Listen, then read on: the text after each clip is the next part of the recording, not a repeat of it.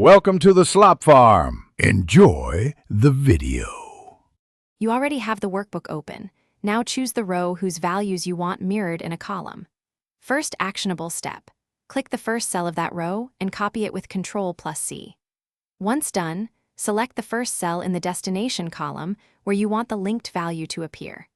Make sure to keep relative positioning in mind. We will use a formula that flips row references into column references so the link updates automatically when source changes. Now build the formula that converts each row cell into a column cell. For a simple approach, use equals index, $1.2, $G$2, columns $A in the first destination cell when source is a single row. Once entered, drag down to fill. Alternatively, select target range and use paste special transpose to create static links or enter equals transpose, $1.2, $G$2, as an array formula in older Excel. Finish by testing.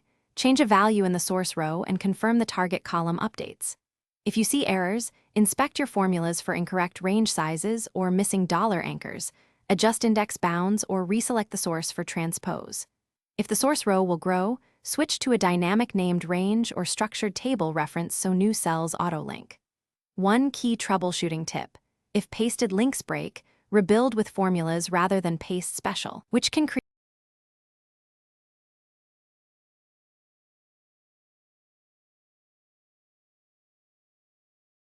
Thanks for watching. Consider subscribing if we helped you today.